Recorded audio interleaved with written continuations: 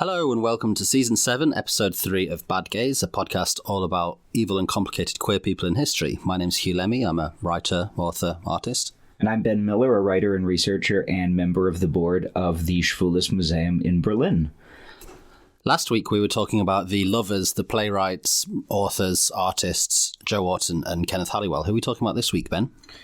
Well, today's subject was an initially uneducated woman who was born in about 1880, and in her nearly 70 years of life, this woman rose from enslavement to being a sex worker to being a female king.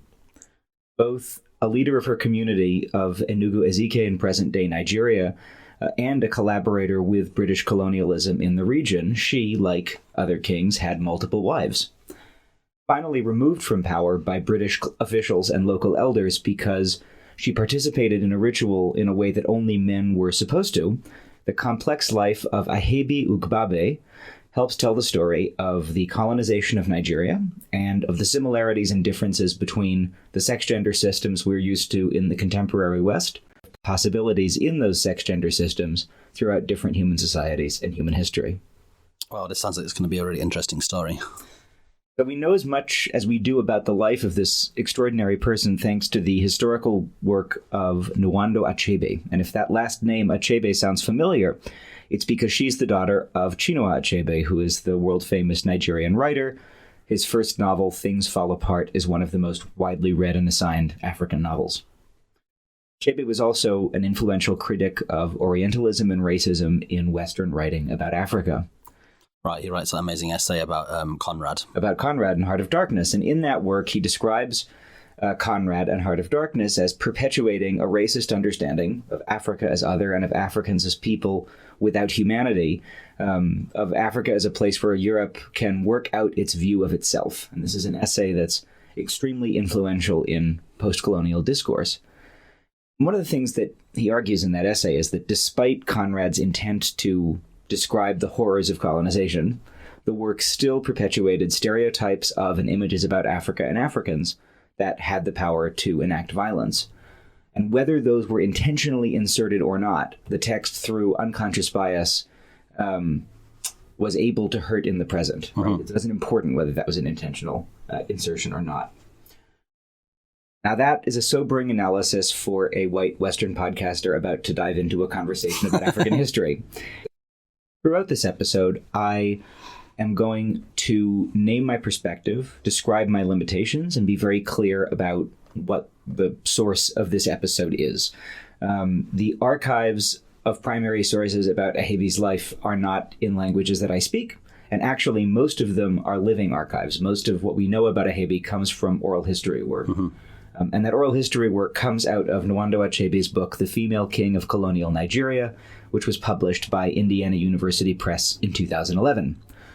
Nwando Achebe is professor of history at Michigan State University, and she specializes in oral history and gender and sexuality in West Africa.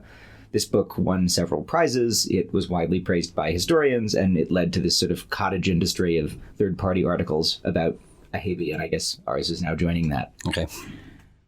And so in the text, she begins by reflecting on her own perspective. She refers to the book as, quote, a narrative constructed through the prism of performance, of constant movement and negotiation between the researcher, the research, and the audience, reminding us that a spectator and a dance, in this case the researcher in the quote-unquote spectator audience, cannot appreciate the performance of the dance by standing in one position, end quote. She's constantly reflecting in the text about her own relationship to the sources in the text. And so her research methods for the book are oral history. She interviewed collaborators, as she refers to the people she interviews rather than subjects, in the community of Enugu-Ezike, where Ahebi had lived. And the first time she started asking about her, she said people were not particularly forthcoming. Quote, the community had a secret that they were not about to let me in on, at least not during this particular research trip. They would make me wait 2 more years, as though insisting that I had the right to know, end quote. So she basically says that crucial details of the story were only revealed to her by community leaders and elders that she was collaborating with after several years of work in the village, and after it became clear that she was a trustworthy interlocutor. He describes having a breakthrough with one collaborator, which then led to other people being willing to share information that could corroborate things rather than being the first people to tell her some new thing. Yeah. And she writes that this made her, quote, a daughter of the community, no longer a guest, right? Someone who could be trusted with all this information. And so the process of the book began with taking these oral histories from Indigenous narrators and then flushing out the story with written research, archival research, map work. And the book is the culmination of 15 years of research in Igbo land and Igala land in contemporary Nigeria. And so we can only be grateful to Nwando Achebe and these collaborators for sharing this story with us. And throughout the episode, I'm going to pause every once in a while to kind of add a new layer to the constructed narrative by reflecting on the distances between us and our audience and the text and its audience. And hopefully we can kind of invite all of these different positions into the stand. As part of this, we should begin by reflecting on the long history of white Western queers looking to non-white others and their societies as sources of information about a supposedly universal past, one that living non-white societies were assumed to represent, where queers had run free. This tendency, the colonial cousin, or maybe the colonial dibbock haunting the history and present of queer liberation, has been the subject of much of my own academic research. And we've covered in plenty of podcasts, I think, Lawrence of Arabia and the Stonewall Colony and things like that. Of course. Lawrence of Arabia, the Stonewall Colony, the Chinese Emperor Dongshan, in the kind of meta-conversation about the historical work on him. And maybe most of all, I think, in the chapter in our book about Margaret Mead. Right. We've talked about places where educated Westerners have been far too easy to scan non-white peoples for things that seem to justify our own sexual choices and preferences, and then to present this as a kind of naturalizing evidence of the universal nature of queer life. Achebe criticizes this tendency so soon in her introduction that I want to note this critique even as we are, in some meta-sense, fitting the conversation we're having under the broad rubric of bad gays. She talks about an earlier article that she'd written about Ahebi, where she'd mentioned Ahebi's story, and a critic who had accused her of, quote, deliberately skewing evidence against a supposed lesbian sexual preference, end quote. And her reply is, quote, I in no way ascribe to the fiction of a purely heterosexual Africa. Homosexuality exists in all societies. However, woman-to-woman marriage in Africa has absolutely nothing to do with homosexuality. It instead speaks to the performance of social and economic status and class, as well as to the performance of a female masculinity, a woman's prerogative to assume the gendered position of husband within a culturally sanctioned relationship, end quote. So Achebe also spends a lot of time in the introduction talking about the ethical imperative of telling one's own story as an Igbo historian and a Nigerian historian. And for this reason, I want to make it clear that I'm not suggesting in any way that Ahebi was somehow a lesbian. But I do think that taking the lead from Achebe's use of queer theory to ground her concept of female masculinity, we can think about gay in this episode in that kind of grand old Foucauldian way, something that helps us reveal the slantwise or the constructed nature of all sex-gender systems. I think there is something bad and something gay about this story, even if the answer is certainly not insisting that its protagonist, a person living in the extremely different sex-gender system of late 19th and early 20th century colonial Nigeria, fits into a contemporary Western identity category, neatly or otherwise. Later in the book, she writes, quote, in pre-colonial Igbo land, sex and gender did not coincide, and therefore biological women could be characterized as social males. This also, at least to the ears of a white queer historian versed in the 12 or so years of transdiscourse and theory that have developed after this text was published, seems to point to the distinct possibility of a transmasculine way of thinking about this story. But again, we should be cautious not to replicate in the realm of trans history what has so often occurred in the realm of gay and lesbian history. White historians in the global north using the lives and bodies of people in the global south as raw materials with which to create narratives about our eternal presence in the world. So I want to remain open to the possibility of reading this story in a way that resonates with the themes of this podcast without making any claims about exactly what this person should be understood to represent. Right. And I actually don't think that this is so totally different from what we do when we describe a Roman emperor under the rubric of bad gay. right? We do this knowingly with the knowledge that they lived in an extremely different sex-gender system than the one that produced the homosexuality that we understand ourselves as inhabiting today. Mm-hmm. So my goal here is to take the same approach with this story, to read it for what we can learn about the specific sex-gender system in which this person lived, and the variety of sex-gender systems in pre-colonial non-Western societies, without reading a specific contemporary meaning onto the past. One of the central arguments that Achebe makes is that Ahebi's, quote, gendered performance was premised on the reality that in pre-colonial Igbo land, gender and sex did not coincide. Instead, gender was flexible and fluid, allowing women to become men and men to become women. This created unique Igbo female masculinities, such as female husbands and female sons and male priestesses. To be sure, Ahebi's transformation into a female king was unprecedented, but what was even more incredible was the fact that Ahebi was able to achieve this feat in a society in which kings had no place. The institution was viewed almost as an affront to the Igbo belief in egalitarianism, end quote. Dancing with Achebe here a bit, I'll say that I think it's really instructive to think about a society in which the existence of a king is more surprising than the fact that a socially male king might be female. Yeah. And I say socially and biologically here not to construct artificial and transphobic distinctions, but instead to discuss a sex-gender system in which sex and gender seem to have been truly radically separate from one another.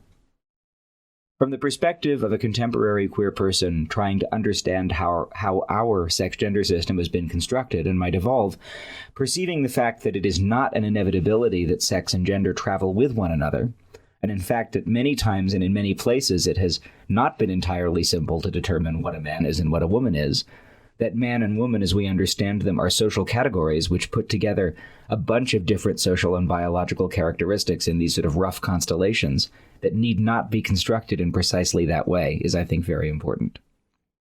Ahebi Ugbabe was born around 1880. Her surname Ugbabe means giant vulture, the kind that attacks carcasses. She had two brothers, Onoja and Obeta. The town of Enugu-Ezike was hilly. A 1911 British colonial census recorded about 11,500 residents, and a 1931 census about 28,000. The people made their living through the palm tree. They tapped it for palm wine, and they traded other palm products like palm oil via middlemen to Europe. Cloth making was also a center of industry, but most farming was subsistence farming. The soil was sandy and not suitable for mass crop production. As a child, Ahebi spent a lot of time in her mother's village, Nwando. One of the oral history collaborators remembers her as having been, quote, created great by God from early childhood, end quote. Now, at this time, local marriage customs indicated that suitors would come to visit when a young girl was approximately 13 and 14 years old, with the marriage to then be consummated after the bride had begun to menstruate. And she seems to have rejected several of these suitors until one of them, Ezenwa, requested permission to travel with her to another town, where at some point he raped her.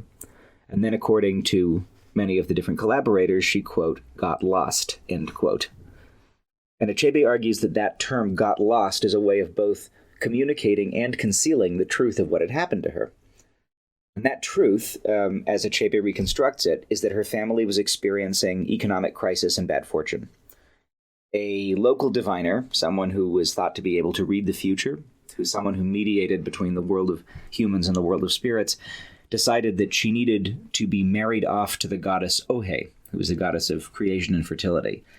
The goddess said that this diviner was punishing her father for a crime he had committed against a relative, and the solution was to marry the girl off to the goddess.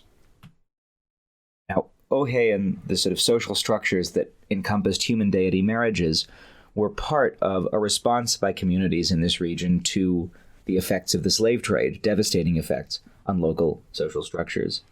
Achebe writes that these spiritual forces, quote, helped them fight the slave trade and the people who were left behind. These deities were primarily female and worked to protect and repopulate the societies that owned them, end quote. The women were married to female deities in order to repopulate society. The women who married them were not allowed to marry free men, but they could have sex with men who were understood as sperm donors for the goddess, who was then repopulating the community. The women who married the goddess were supposed to welcome their fate. It was considered part of that relationship to give yourself freely, even as a living sacrifice. But Ahebi, who one of the collaborators recalls was a, quote, difficult and conceited girl who did not listen to reason, end quote, refused, and instead of agreeing to live under those conditions, she fled her community. Ahebi was ethnically Igbo, and Enugu-Ezike was a primarily Igbo community. The Igbo are one of the three largest of the many ethnic groups who make up contemporary Nigeria, alongside the Hausa and the Yoruba. And she fled to Igalaland, which was, before British colonization, an independent kingdom of the Igala people somewhat northwest of Enugu-Ezike, and there she would spend the next 20 or so years. Our governing systems in Igalaland were quite different than governing systems in Igboland.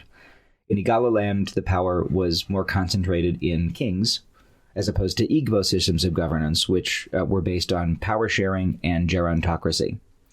But Igalaland had a historical female king, Ata Ebulejonu, who reigned in the 16th century. Now, when we say female king here, we mean precisely that, right? Queen would have a different connotation, just like husband and wife had different gendered connotations. A female king in this story is a female person who inhabited the gendered social and political role of king. And I think this, if you're familiar with Western sex-gender systems, can be a contradictory idea, but it's one that I think is worth sitting with because appreciating what it means is key, I think, to what we can learn from this story. She went to Igalaland, Achebe suggests, because she likely begun her journey of flight by going about 7 kilometers to her mother's village, which was the first village into Igalaland from Enugu-Ezike. Traveling in early colonial Nigeria involved a mix of paved roads, footpaths, and travel by waterways. The furthest distance she traveled during her exile from home would have been several days' journey. Now, in exile, she was supporting herself as a sex worker, partially because she was not traveling alone. When she was raped by Ezenwa Ezema, she became pregnant with a daughter, Orefi Eze. Sex work could be extremely profitable in this place and time. There was one British official who characterized women working in the sex trade as, quote, itinerant gold mines, unquote. Differently from women in colonial cities who often worked in brothels, women in rural areas worked from their own homes, and they seem to have had more control over their labor and higher incomes.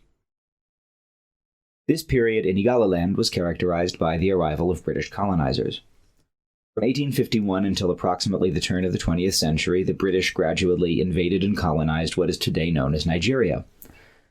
This brutal invasion and subjugation was disguised in the quote-unquote moral obligation of the desire to end human sacrifice and integrate Nigeria into free trade. Repeated raids and the establishment of trading stations after the raids characterized a gradual integration of this territory and its people into the British Empire. The British decision to abolish the slave trade meant that further raids and incursions could be justified through the desire to abolish the domestic slave trade. Here's a country that had at least partially made itself rich by trading in African bodies, now presuming to further invade and subjugate the continent in order to halt the slave trade. And that's how quickly the justifications for colonization can rewrite themselves. Sex workers in Igboland, where Enugu-Ezike was, were constructed as quote-unquote free women. They were independent, sometimes they were admired, they were able to form friendships with men, their labor was not governed by pimps or madams. These women were, Achebe says, quote, not engaged in the servicing of men, but in an assertion of their fundamental right to do whatever they desired with their own body, end quote. But when these sex workers migrated out, they often faced quite different social relations. So in Igalaland, where she was in flight, sex work had more social opprobrium. Unlike Igbo women, Igala women were expected to be chaste until marriage. And Achebe does a linguistic analysis and reveals that the words that were used to describe sex workers were much more derogatory and often implied ownership by men. And this work was often combined with trading, farming, and other kinds of service work. And Ahebi was no exception. She started working as a trader, which was a very common profession and was enabled by Igalaland's location at the place where 3 rivers, the Niger, the Benue, and the Anambra, come together. So she traded potash, which is a potassium salt used as a fertilizer that you get by soaking wooden ashes in water in a pot, and palm oil and kola nut, and eventually horses. And she became one of the richest horse traders in Igala land, and through her sex work gained connections with many prominent men, including the king of Igala land, Ata Igala. And she dabbled in both good and occult spiritual practices and medicine, partially to protect her from the anger of the goddess that she had refused to marry but was supposed to. But in addition to allying herself with the spirits, Ahebi also allied herself with the British.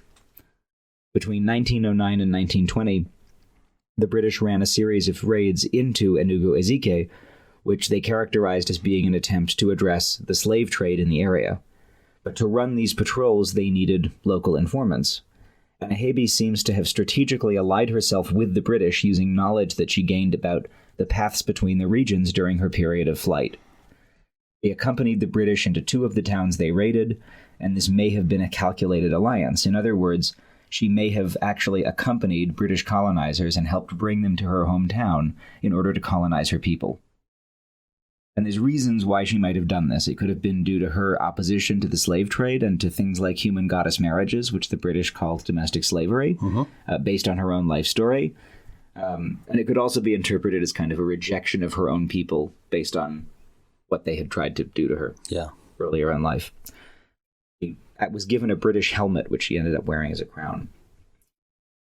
Despite the assistance of Ahebi and other locals, the British invasion of Igbo land was not easy. There was a lot of fighting, there was a lot of destruction, there was a lot of local resistance, and in that 11-year period that it took them to develop firm control of this part of Nigeria, British demands that subjugated Igbo people bring out all of their weapons to be destroyed in public by British troops led to a lot of anger and resistance. British rule in colonial Nigeria was performed, as elsewhere in the British Empire, indirectly. Right? Local political elites were chosen to manage British rule. In Igbo land, local political elites were chosen to be so-called warrant chiefs. These were people who would impose British control through existing local institutions. They kind of mediated between British law and local law and custom. So the British got from this the ability to administer vast amounts of territory inexpensively and without having to construct political and social institutions from the ground up. But what this often did was had a really disfiguring effect on local societies, because people could very rapidly become political elites with no kind of legitimacy or justification in the local community just because of their alliance with the British. So Ahebi, who had possibly aided the British in their invasion of Enugu-Ezike, and who spoke the languages of the Igala border region, and she also spoke Igbo, and she also spoke some English, made herself an indispensable ally of these colonists. So she became first a female headman, and then a female warrant chief. One of Achebe's collaborators says, quote, "When Ahebi returned newly, it was not joyfully accepted that their lost child had returned. She was dreaded, but the people were afraid to say anything, because the British administration had already come," end quote. Wow. And this new order offered Ahebi and other ambitious people new possibilities for power. Within a few months, she had replaced an aged local who didn't speak any English as the British government's recognized headman of her village. British colonizers did not recognize Igbo political and spiritual governance systems where male and female elders shared political power. Instead, they often appointed younger men who ended up accumulating much more individual power than had ever been accumulated in Igbo communities until this point.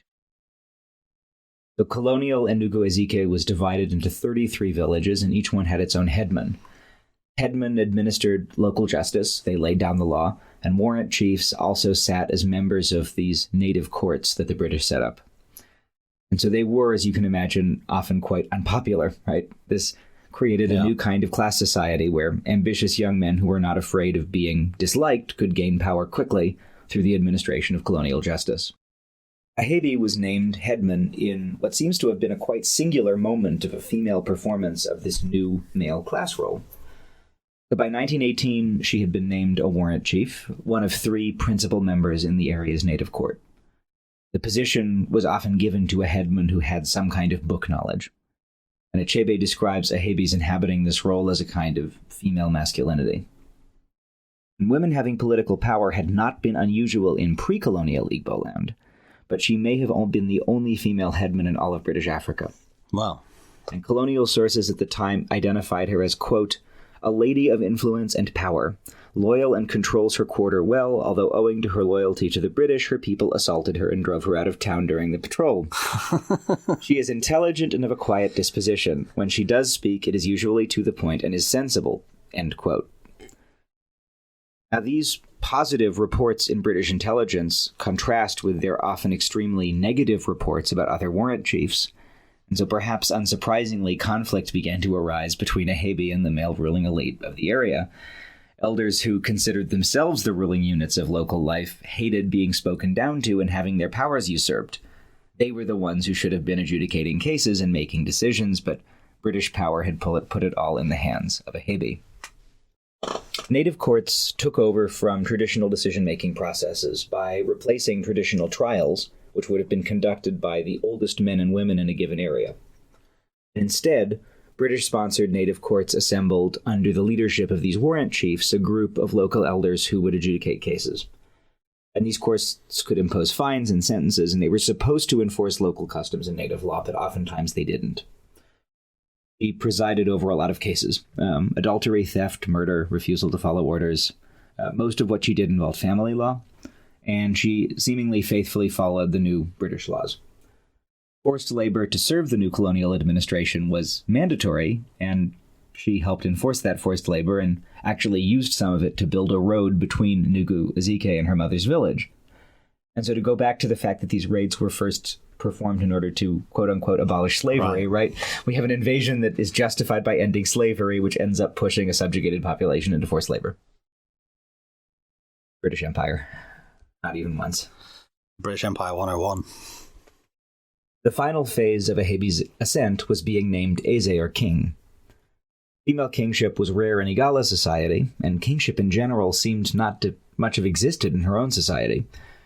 As Achebe writes, quote, Ahebi broke new ground by introducing and imposing an autocratic form of individualized and masculinized authority in the office of king. Moreover, Ahebi's title was bestowed on her not because of her relationship with a man, but in her own right as a woman who had effectively transformed herself into a man, end quote. Contemporary intelligence report by the British described her as, quote, a chieftainess who had to become a man, and as such she has been regarded ever since, end quote. I want to pause here again to think about the way that the contemporary queer, trans, and audience would approach this story and to reinvigorate that dance of perspectives in thinking about the story. When we hear about women becoming men, we think about trans masculinity, right? When we hear about female masculinity, we probably think about lesbian butches, but vast differences in sex-gender systems make this story not so easy to fit onto our narratives and assumptions. And I want to invite our listeners to think about this story and how it resonates with the many different ways that sex and gender can be linked and unlinked. If her story shows us that these things have been linked differently through time, then that difference should also warn us not to interpret her gender trouble through the same lens we'd interpret it in if it was taking place in cultural contexts we're more familiar with, and in cultural contexts whose legacies inform the sex-gender systems that we live in. Every time Ahebi went to court, she was carried by 4 large men in a hammock to the sound of okanga music, which is a music of celebration and praise performed for honored men. So Achebe translates some of the lyrics of Ahebi's song, and here they are. The king has been propped up. The king is on her way to court. The king is through with the court proceedings and is on her way home. You will be prosecuted if you don't carry the king. You will be persecuted if you don't carry the king. A woman behaves like a man. Ahebi Ugbabe bat Udoro. Ahebi, the king that confers with the lion. Ugbabe Ahebi, Ugbabe Ahebi. So, well, maybe we can get into this later, but it's the gender is attached to the role, but the understanding of the people, like the song that they're singing, refers to her as a woman. Refers to her as a woman, behaves like a man, but so the king is on her way to court, but the king is also gendered masculine. Okay. So her palace was very large, and she actively managed her reputation in the community as this very sort of all-powerful and spiritually connected leader. She invited well-known medicine men from throughout the region. Her appearances were always accompanied by flute and drum music. She never let anyone see her feet touch the ground. She was always being carried from place to place. And so the palace complex included a market, stables, residences, guest quarters, and even a brothel, all of which were sort of within a series of earthen walls. And she even ended up having her own palace court, where she was able to administer native court justice, but without the British watching. Huh. And she lived in space inside the palace that would have been gendered as male. There's an extensive analysis of that by Achebe, but suffice it to say it's convincing. But is her power enforced by Igbo people or by the British? Both. Okay. I mean, it's imposed by the British, and her status as warrant chief is given by the British, but one of the things that starts happening under indirect rule is that whatever society is being governed like this begins to change and reform around the new pressures, incentives, economic systems. And so the answer to that question is yes, right? Yeah. So she planted a lot of yams, and that was a sign of wealth. And her preferred courtiers lived in houses with metal roofs, which is also a sign of wealth. And she seems to have had sexual relationships exclusively with very powerful men, some of them other kings, some of them British officials. Mm-hmm. And she had 70 police officers to enforce her rules. And one of the things that she did was to take in women who ran away from abusive husbands. And she also married some of them, becoming their female husband. And again, some people might take a look at this and scream lesbians or Boston marriages, but Achebe argues convincingly that it has more to do with acquiring the social status of an elite man and father and husband to multiple wives. And these wives, like in the goddess marriages, they were encouraged to have sex with various men, but those children were considered the offspring of Ahebi, and Ahebi was actually considered to be their father. Achebe writes, quote, "Female husbands and their wives never shared a bed or other intimate sexual space. Ahebi's wives found sexual fulfillment in the arms and beds of their male lovers," end quote. But lest we start thinking of this as some kind of feminist utopia, she would also, quote-unquote, retrain unruly wives for husbands who would pay her for this service with gifts. So husbands would bring their unruly or unsubordinate wives, and she would subject them to forced labor and beatings intense enough that they would eventually ask to return to their husbands. Jesus. But she also ran a palace school where a lot of local people received a primary education. And this was a coeducational mission school where children were educated in one of the first Christian missionary education books written in the Igbo language. Gender systems in Enugu-Ezike had to do with these divided realms of male and female life, but also with human and spiritual life. There was a creator god who had no gender, and then different sort of lesser gods and goddesses who administered different areas of life. And there was an all-male masquerade cult which mediated between these worlds and which brought the dead back as masked spirits. And participation in this mediation process was limited to people who were both social and biological men, and participation in it was necessary to be a kind of full man or a free man, or the kind of highest level of man. And it was her intent on participating in this cult that engendered Ahebi's downfall. So she created and brought out a masked spirit that was enormous, flashy, and legendarily beautiful, and this went too far in terms of acquiring local authority. These masquerade cults were intended to signify and enact the limitations of human power, and here Achebe was using one in order to enact taking too much power. Only initiated men were supposed to control these spirits. Women, including women who had become social men, and uninitiated men were supposed to run away and refuse to engage with the mask. There were some exceptions that were made for elder women, postmenopausal women, who could engage with masks on some terms, but not by controlling one or by claiming one, which is what Ahebi did when she started staging performances of her masquerade dance with masculine music and lyrics, which described her as, quote, "a pit, an Odo masquerade that catches men, a pit that swallows men, a pit that swallows men totally," end quote. And in 1939, a council of local male elders decided that this had gone too far, and so they denounced her and removed the spirit from view. She took them to court, and this was such a big case that it had to be decided by a British judge sitting in Onitsha. The British man ruled that because she was a woman, she did not have the right to create a mask, He instructed the elders to pay her for the materials that she'd used to create it, but to keep the mask in her possession. The British no longer needed her to accumulate or exert power in Enugu-Ezike. The system of warrant chiefs was already fading, they were being replaced by British judges, and with her rule no longer useful to them, the British abandoned her. Her influence began to wane, her court lost its power, and the market moved out of her palace. Songs began to mock her rather than praising her. She died in 1948, still powerful, but never having fully overcome the loss of her position 9 years earlier.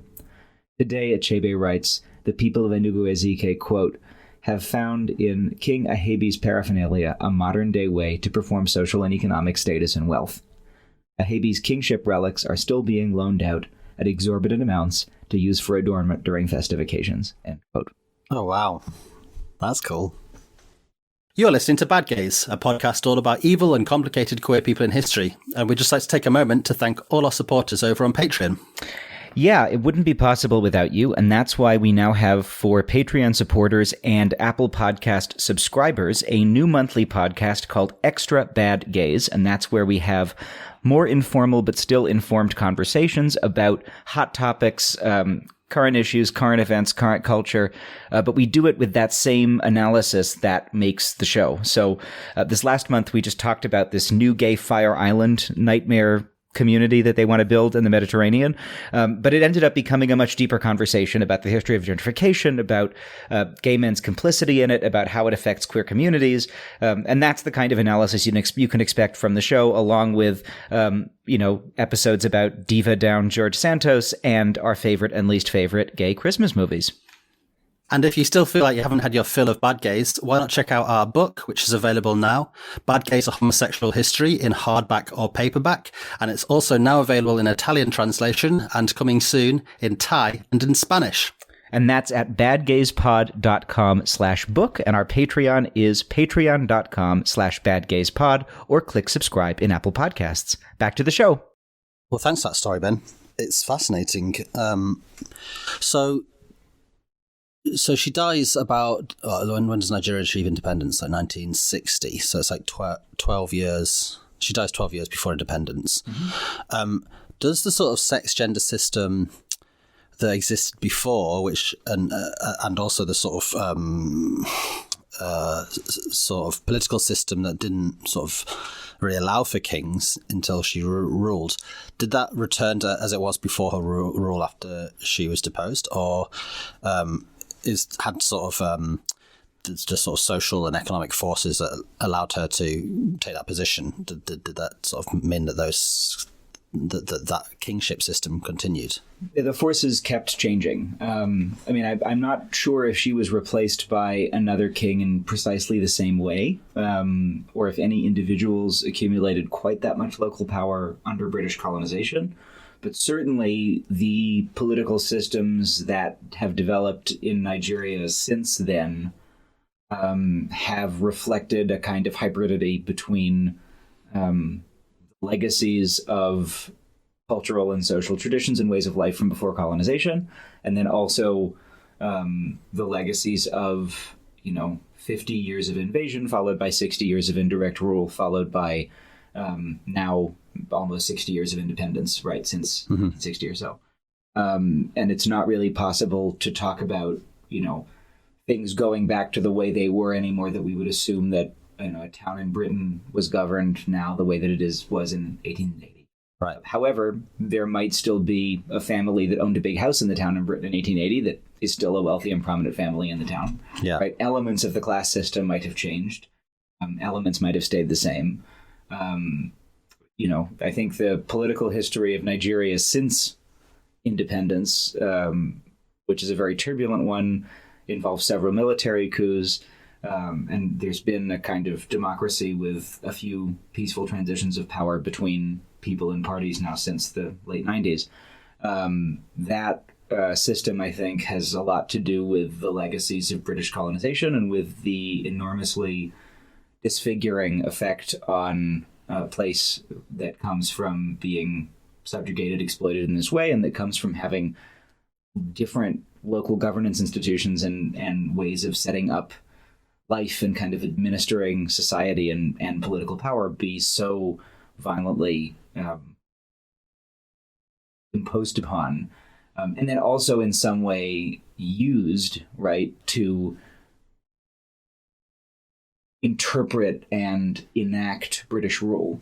I don't want to suggest that direct governance would have been less violent than indirect governance, but there is, I think, something particularly strange about the way in which indirect governance kind of perverts different kinds of local governance formations, right? Like it's not that there's some local governance formation or some local way of organizing society that then becomes maybe a model for an alternative or, something that can be kept alive as a form of resistance. Instead, you've got these forms of local governance being kind of adapted and adopted and reformatted to serve colonial governance. Yeah. Which really, I think, does a number on their meaning and on their ability to function in a kind of after scenario. Yeah, it's a way that an imperial power or a colonial power can sort of pretend that it's sort of engaging in some sort of humanitarian style sort of mission, but in reality it's like straight up divide and rule. Right, and you've also got, Nigeria as it exists now is an assembly of many different ethnic groups which have different local governance systems, different regional governance systems, and different engagements with one another, which also changed over time, right? We don't want to paint a picture of pre-colonization, the kind of, magical people all living in perfect harmony, right? That's not the case. There was human history going on. There were human societies. There were people and places and things, just the way that there are everywhere else, right? And social forces, just the way that there are everywhere else. But, what has been created afterwards has often been a somewhat difficult accumulation of forces, right? Yeah. One of the things that has actually helped keep democracy going in Nigeria since the late 90s has been an informal but extremely serious agreement among all the different political forces that leadership will move from the northern interior of the country to the southern coastal part of the country, so that the president switches back and forth. Okay. So, and this has been true since the first president of Nigeria in the current republic was President Obasanjo, starting in the late 90s. He was from the south. His successor, Umaru Yar'Adua, was from the north, then Goodluck Jonathan from the south, then Muhammadu Buhari from the north, and now Bola Tinubu from the south. So it goes back and forth between north and south, and at this point, Muslim and Christian, being the two Abrahamic religions that kind of syncretized with and to some extent replaced local religious traditions. And that's helped keep some of these regional tensions between different groups down. It was also in the part of Nigeria that Ahebi was from, between 1967 and 1970, the Biafran War, or the Nigerian Civil War, which is where Biafra, which was a part of the part of Nigeria that contained mostly Igbo people, declared independence from a federal government that was dominated by Muslim Hausa people from the north. And there was a coup and a counter coup, and there were anti-Igbo pogroms and all these different things that were going on. But Biafra had oil, and so the Nigerian government did not find this acceptable, and they ended up blockading Biafra and pursuing deliberate mass starvation of Biafran civilians. So during the 2.5 years, 100,000 people died in fighting, but between 500,000 and 2 million civilians in Biafra died of starvation. And this war was actually one of the first wars to be televised for a Western audience. And a lot of the kind of institutions of paternalistic, aid to Africa, when we think about like Live Aid and all of that kind of stuff, that kind of approach to, help the people stop the war, etc. All of that began during the Biafra War, but of course very little of it acknowledged the fact that it was precisely British colonization and indirect rule that had led to a lot of these ethnic tensions, and that had led to these different groups of people being kind of forced into specific national borders. Yeah. So the bloody track record of British colonization extends until well after independence. And then after independence, when there's the Biafra War, then suddenly Western people begin to approach this as, oh, look at the poor starving children. We're going to help the poor starving children. Well, you caused the poor starving children, and you're rich because of the poor starving children. And you're interested in the poor starving children now precisely because Biafra contains oil. Yes, and also you're interested in them because there's suddenly a media image, and it's about your own kind of feelings of, satisfaction, moral satisfaction, right? The kind of Bono politics of the 90s and 2000s and Product Red, and every time I clap my hands, a child in Africa dies. Bono saying at a concert, and someone infamously screaming out from the audience, "Well, stop fucking clapping then." Right. And in terms of the sex gender system, do you think it's difficult for people maybe who aren't from a culture of a different sex gender system to get it? Well, why is it more difficult for people to get these different sex gender systems than it is that when, for example, we talk about, you can't really discuss a Roman emperor as being gay or homosexual? That's quite easy to grasp. I think it's because of racism, right? I think it's easy for us to think about the Roman Empire, or easy for most white people to think about the Roman Empire as being a kind of place whose individual customs and whose culture and whose sort of way of being we need to respect, and we sort of think about with a kind of awe, right?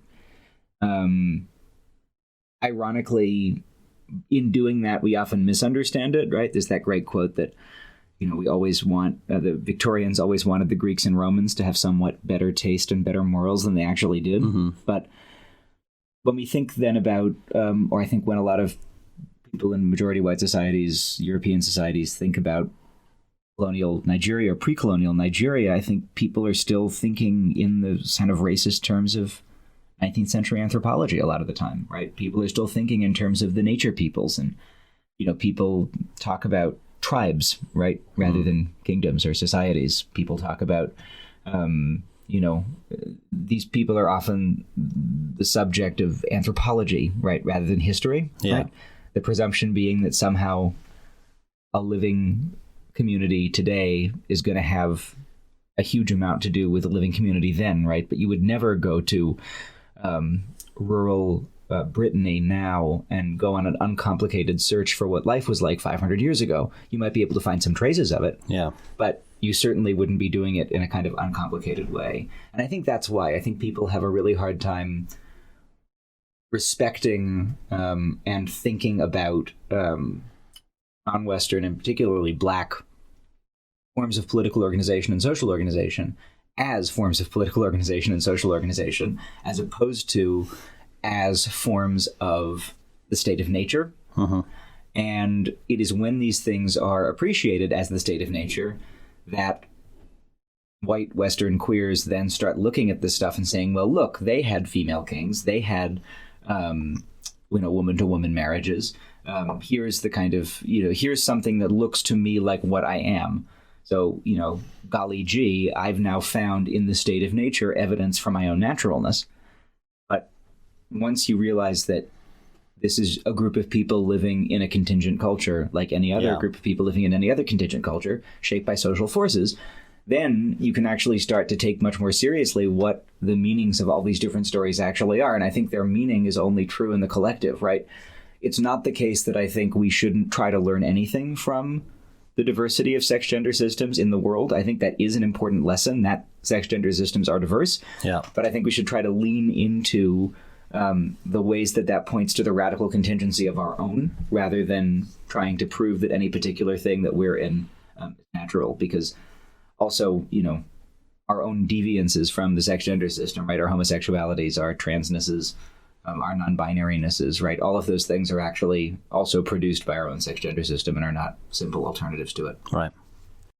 Great. Thanks very much, Ben. So, if people want to read deeper into the story, what was the source you used? Well, the source is The Female King of Colonial Nigeria by Nwando Achebe, and that's from Indiana University Press. One of the nice things about this book is that, unlike a lot of academic books, it's actually affordable.